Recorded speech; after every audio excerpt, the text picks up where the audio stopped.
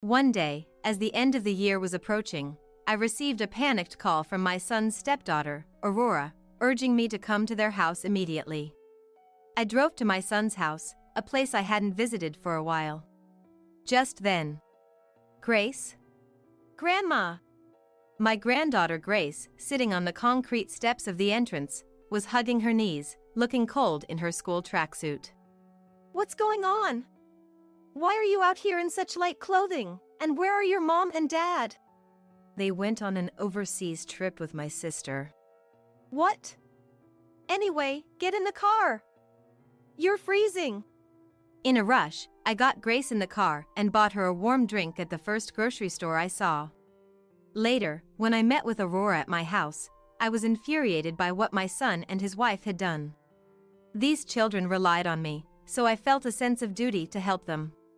"Aurora, do you have the keys to their house?" "Yes." "Then let's go now. And just take what's important." "What are we going to do, Grandma?" I smiled. "We don't need that house anymore, do we?" My name is Arya, 64 years old. I lost my husband 2 years ago and now live alone. Still, my days are fairly busy, because I'm wrapped up in managing what my husband had left behind.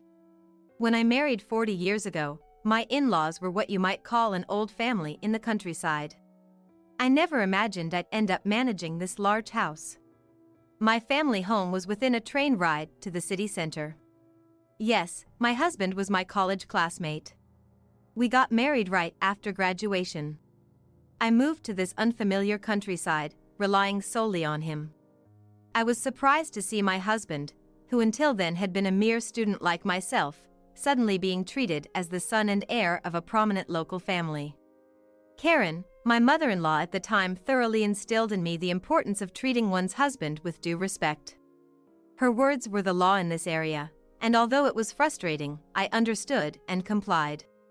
Thanks to that, even now, with no one left, I'm still treated with a certain respect as the manager of this house and land.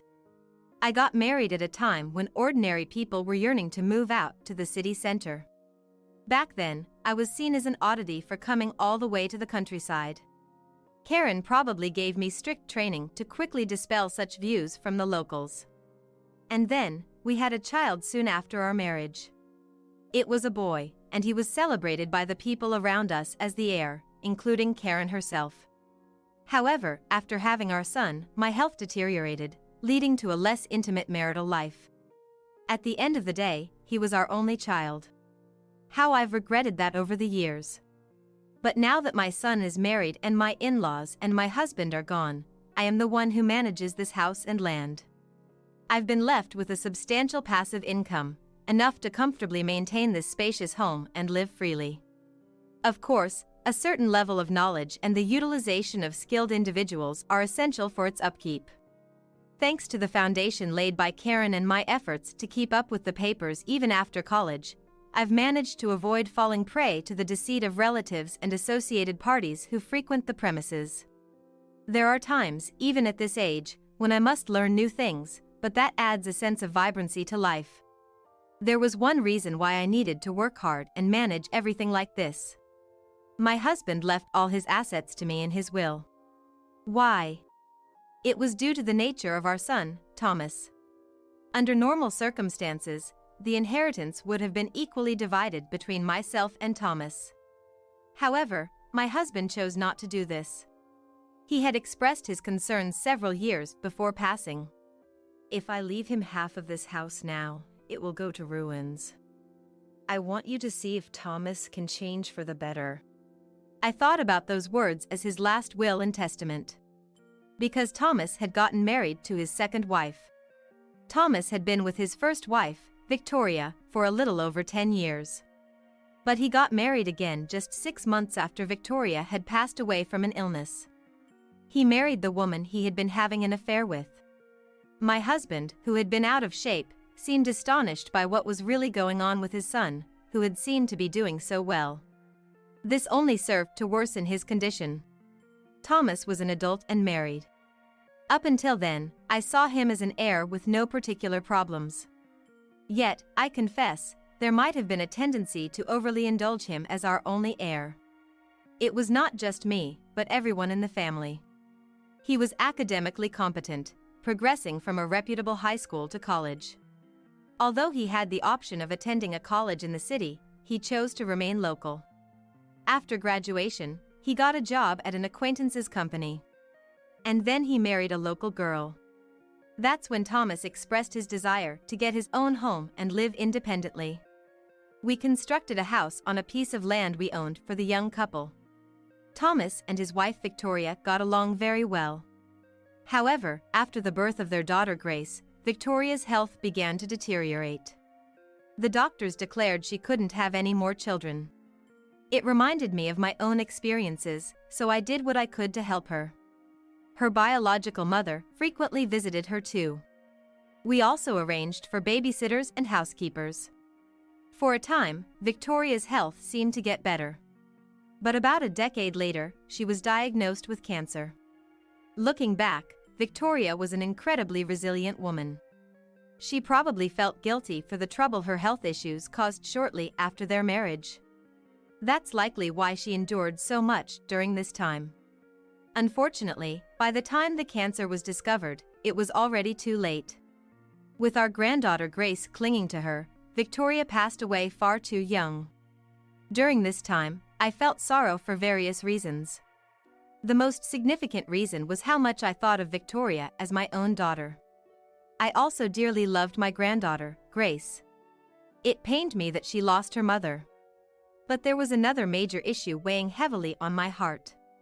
While Victoria was receiving medical treatment every weekend, Thomas already had a mistress. Perhaps that's why he hardly ever visited her. After Victoria's death, Thomas remarried in less than 6 months. His new wife, Olivia, was originally a woman from the club Thomas frequented. Surprisingly, by that time, they had already been in a relationship for over 5 years. Victoria's diary, which she left behind for me, was filled with detailed accounts of the days Thomas stopped coming home. Maybe she intended to use it as evidence for a divorce one day. We'll never know now. The new wife, Olivia, was 2 years older than Thomas.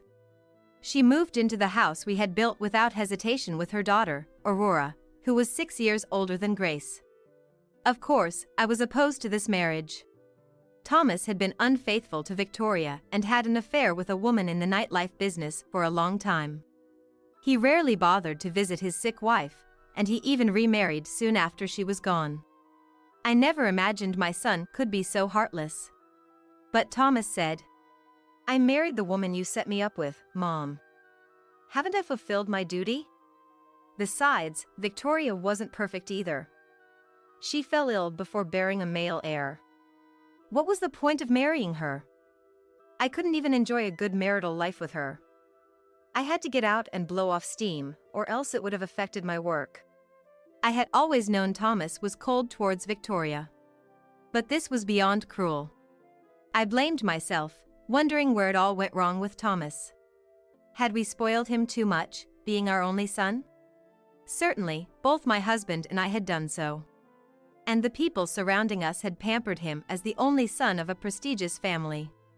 But still, we had taught him right from wrong when he was young. With these thoughts, I had stayed away from my son's household for a while. It was also because of how busy I was following my husband's death. They would only visit at Christmas. But that was a mistake. It happened one day towards the end of the year. The temperature fluctuated wildly even into December, with days warm enough to make you sweat after only moving around a little, followed by sudden freezing winds. It was not easy for an aging person like myself. Nevertheless, it was the end of the year. While I was in the middle of dealing with reports from various sources, my private mobile phone suddenly rang. Who could it be? It was an unfamiliar number. But it was my private phone. Not many people knew this number. I decided to answer. "Excuse me, are you Grace's grandmother?" It was a young woman's voice. "Grace's, yes, I am. And you are?" "I'm sorry for the sudden call. I'm Aurora." It was Olivia's daughter. Why was she contacting me? "I don't have much time," So let me just say this. Could you please come to our house right away? Where was she calling from? The background noise was quite loud. Excuse me? What's going on? I understand it's hard to earn your trust, seeing as I'm the one calling you. But there's no time. I'll explain later. I'm sorry. With that, Aurora ended the call. It felt like I was being skillfully manipulated, but fortunately, I had a bit of time to spare. As I hurried outside to get my car, a cold, dry breeze brushed against my cheeks. I suddenly remembered that today was colder than yesterday. I drove to my son's house, a place I hadn't visited for some time, and parked in the driveway. It had enough room for 4 cars, but there were only 2. Were Thomas and the others there? With that thought, I got out of the car and headed towards the entrance. Just then, Grace? Grandma! I rushed over to her. Grace was sitting on the concrete steps of the entrance, hugging her knees and looking cold in her school tracksuit.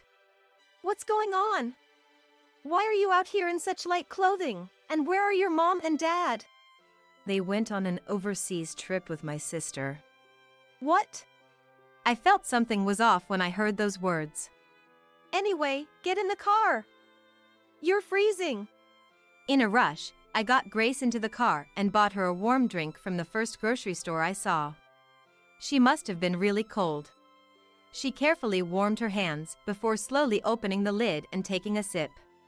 I wanted to ask her immediately what had happened, but decided it was more important to drive safely back home. Once home, I took Grace to the living room. I called the housekeeper on the way and asked for 2 warm cups of tea and some snacks. The moment we entered the room and Grace felt the warmth, she looked relieved, and that gave me a really bad feeling. Feeling better? Yeah. Her response and her whole demeanor seemed younger than I remembered. She should be a growing girl at the age of 14. Even when she cried by her mother's sickbed, her wrists seemed to have more flesh on them. Wrists, hands? Grace, what happened here? Upon closer inspection, Grace's hands had severe chapping. I remember kids sometimes had that when I was young, but it's not something you see often nowadays. Oh, this started last year. It looks painful. Are you using any cream? No. I don't have any cream. I think it's from using hot water for bathing, washing dishes, and laundry. What? No housekeeper lately? Dad made her leave. Said it costs too much, so he told me to take on her job. What about your mom? Olivia? She's busy with lots of stuff, and Dad doesn't like it if her hands get rough. And your stepsister? My sister is. I stopped her. Did they tell you to call her that? Grace nodded silently. Dad told me to call her that when we're outside. At home, I call her Aurora. I prefer that too. All right, then let's go with that. Okay. And Grandma, that person isn't my mom. She told me to call her Olivia. I don't want to, but if I don't, she hits me. Grace said with a bitter smile. What does that mean? What had been going on in that household while I had been staying away? Eventually, after eating about half of the cake brought to her, Grace suddenly seemed to remember something. She reached into the pocket of her tracksuit and pulled out a mobile phone. It looked like the kind a grade schooler would have. Grace used it and began typing a message. What are you doing? Aurora told me to message her when you arrived, Grandma.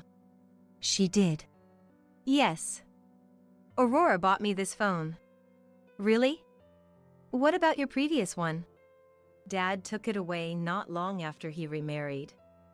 That person told him it was too early for me to have one. That person. She must be referring to Olivia. Didn't your dad say anything?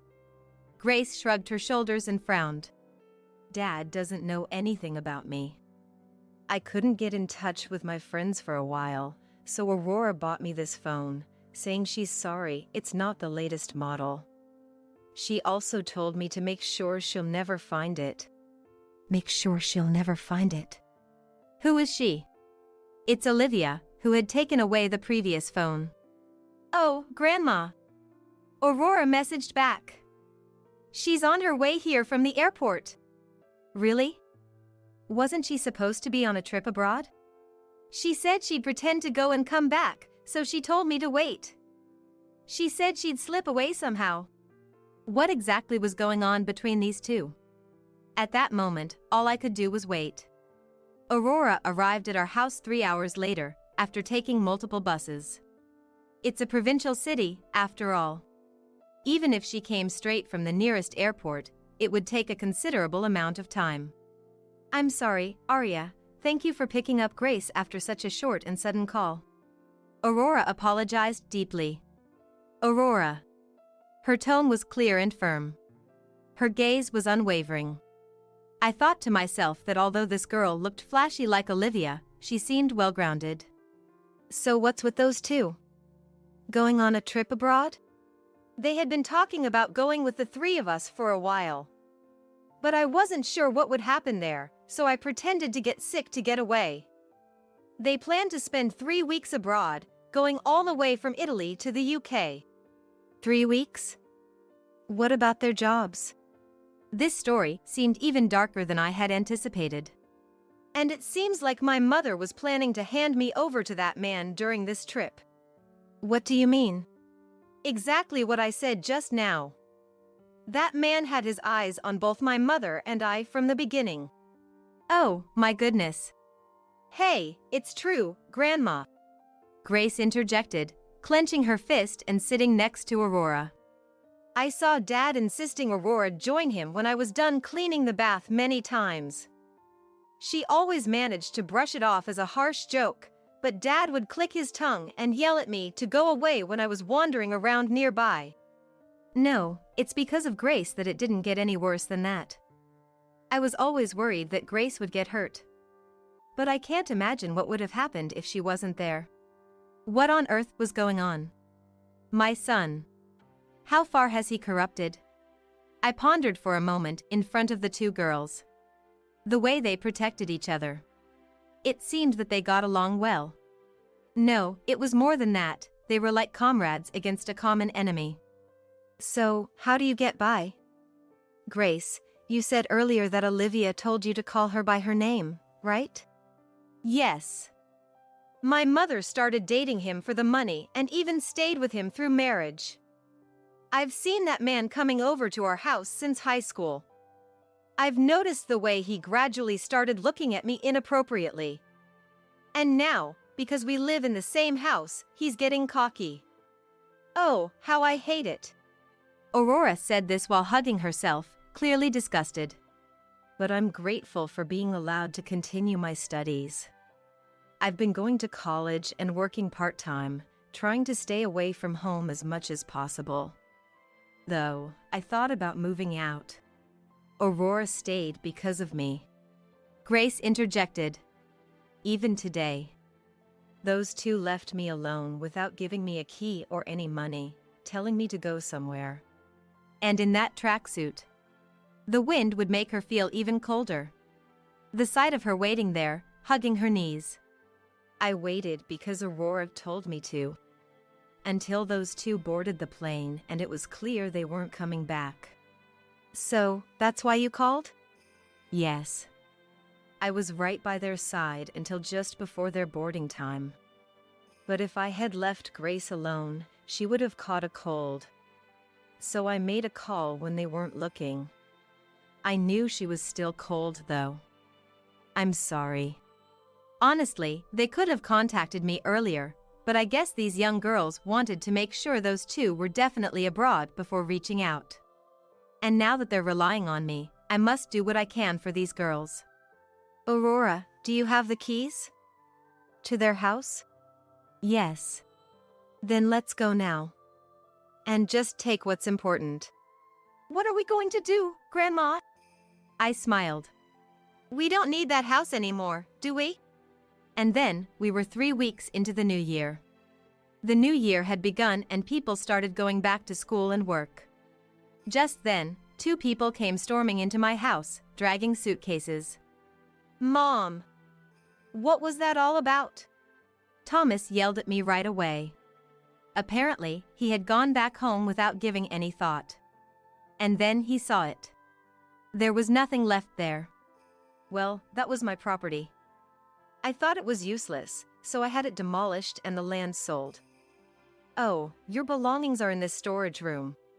Right after that incident, I had contacted a real estate agent and a demolition company I knew well. When they learned of the situation, they immediately took me up on my offer. I tossed the keys to the storage room at Thomas. The two of them missed, and a small clang echoed in the entrance. "Don't mess with me, Mom! That was my house!" "Oh, why would you think that?" "Huh? What do you mean?" "Thomas, you seem to be mistaken. That house was built for you, but it was registered under me and my husband.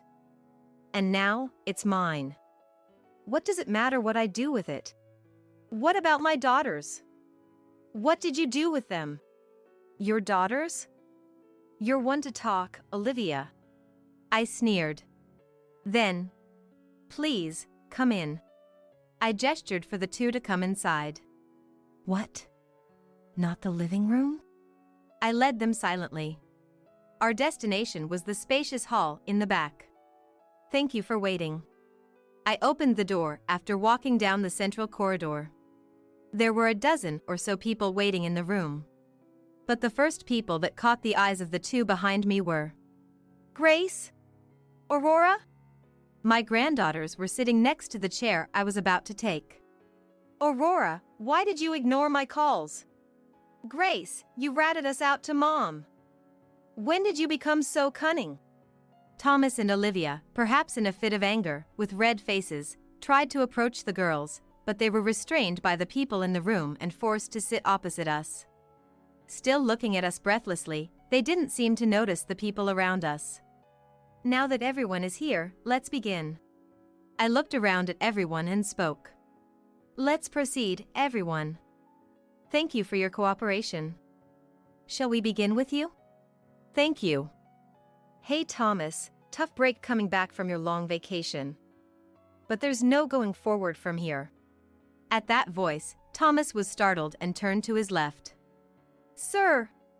The managing director spoke in a calm voice, but his eyes weren't smiling. "I never thought you'd actually apply for a 3-week vacation. I hoped you'd quit such bad habits by now." Thomas shrank under the low, commanding voice. He's always been arrogant towards his inferiors, but weak to those above him. He's been like that since childhood. "But until now, you have approved."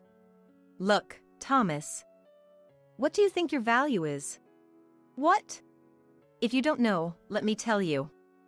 Your only value to our company is your status as the heir to this prestigious family." Thomas gritted his teeth. "But it seems that doesn't mean anything anymore." "What do you mean?" The managing director then turned to me. "Thomas." I looked straight at my son. His gaze visibly faltered.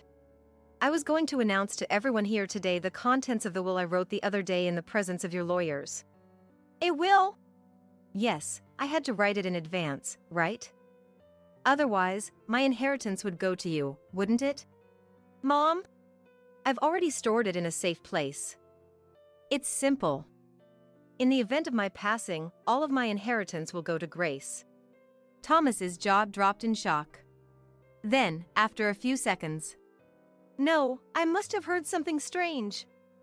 It's odd, maybe my ears haven't adjusted from the flight?" "No. Arya hasn't said anything strange." Our family lawyer interjected. The previous head of the family excluded Thomas as the heir because of his behavior and spending at that time. I remember Arya's words well. "Yes, I remember that time." "Only now you remember?" I shook my head in disbelief. Then the company's managing director took over the conversation, picking up where the lawyer and I left off. "It seems Arya has decided to completely strip you of your inheritance rights. That means there's no reason for us to treat you specially anymore." "But how can?" "What mattered to our company was the connection with this region's large landowning family, not your personal capabilities." Now, what to do next? The managing director looked at me. I nodded slightly. Please proceed as you see fit. Thank you. Thomas, the entire company knows you applied for a 3-week vacation for a mere trip. The higher-ups are planning your demotion and reassignment. Be grateful that's all you're going to get. Thomas collapsed on the spot as if all his strength had left him. That's ridiculous. At that moment, Olivia leaned forward. Arya, if Grace is the heir, what about Aurora? Is Aurora different? Aurora?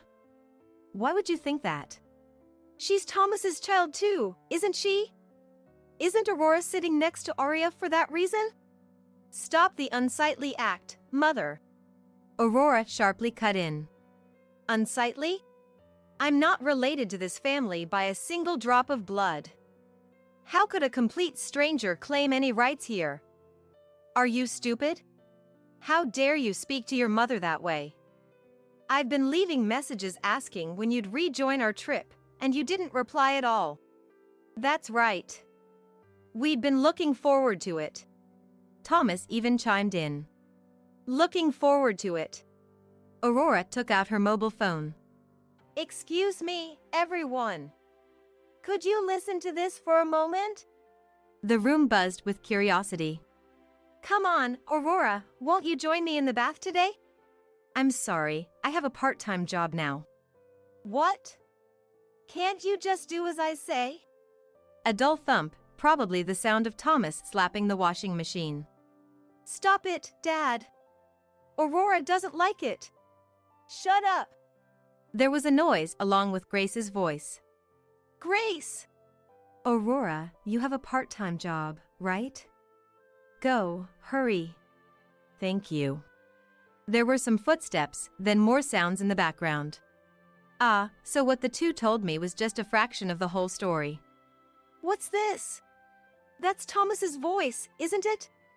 Everyone in the room looked at Aurora, Grace, and Thomas in turn with somber expressions.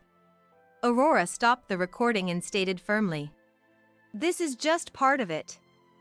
I constantly felt danger like this.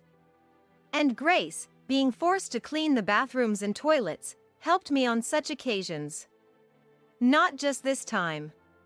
She always let me know when he was around. How could she do that?" Grace silently glared at Olivia, then took out her own mobile phone. What? I took your phone away. Olivia, you just said you took it away? I posed the question. In this day and age, even elementary school kids need mobile phones, and you took one from Grace, a middle schooler? Mom, it's part of her education, right? That's right.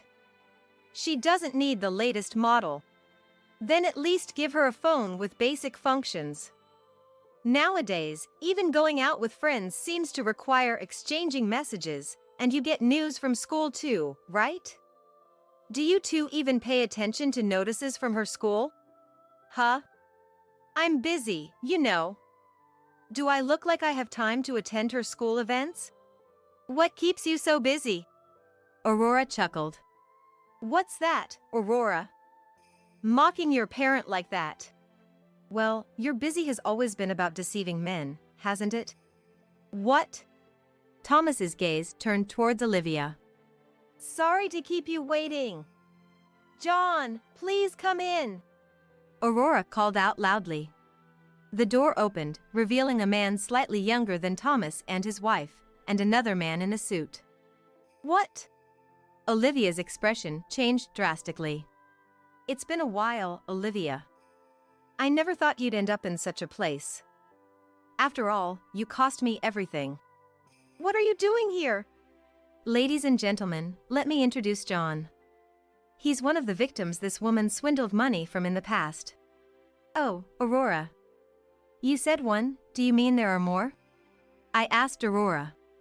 Yes. This woman always had men coming and going, but John was the most tragic case, even though he was the most decent among them. Since you're here, please tell us everything about this woman. I see. John, what did Olivia do to you? Marriage fraud and theft. The room buzzed at those words. What are you talking about? You gave me that money voluntarily. I was under the impression that we were going to open a store together as a family, that's why I agreed. John glared at Olivia, his gaze filled with contempt.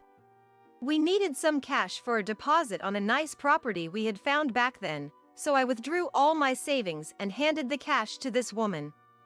But the very next day, she disappeared. Is there any proof? Aurora operated her phone and played another audio clip. Come on, let's go. What's this all of a sudden?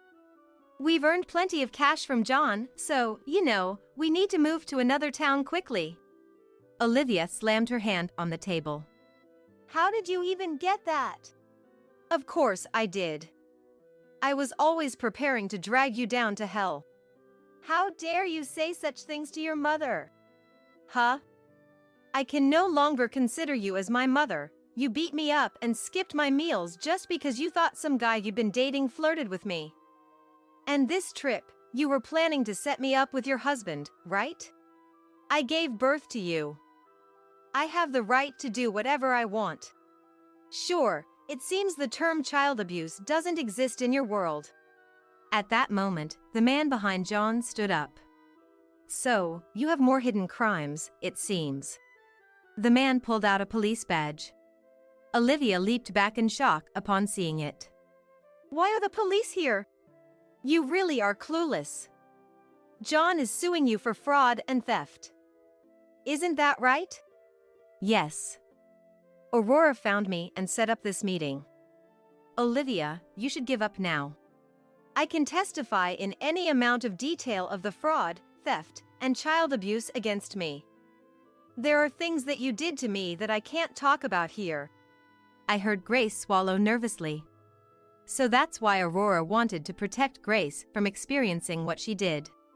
I'll testify about everything that happened to me, no matter how small. It's disgusting to even recall, but if it puts you behind bars, it's worth it. What a strong girl. My son grew up to be an awful man, and he fell for a terrible woman, but I'm glad I got to meet Aurora. After that, the two got divorced. It sounds silly, but it was really when the money ran out that the relationship ended. When Thomas visited Olivia at the police station, they just hurled insults at each other. Yes, Olivia's deeds gradually came to light with the audio data and photos Aurora had been collecting, and more crimes surfaced. The child abuse Aurora suffered was as horrid as the police suspected, so they told me after their interviews. Hearing that, I resolved to do anything I could for Aurora. But she insisted she just needed help finding a job after graduation. So, I decided to arrange an excellent job for her. Thomas was demoted and transferred at once, as the managing director had said. To a regional branch, no less. On top of that, he became a section manager. It seems it was too difficult to demote him from a head of department to a regular employee. So, they placed him where he could do the least harm. In a region he had never been. In the end, it was this land of ours which we had protected that ruined my son. As a mother, all I can hope for is that he becomes somewhat decent in the outside world. Not that I expect much. As for us, the sound of children every day is such a joy. Now, this spacious house is home to me, my granddaughter, and her stepsister.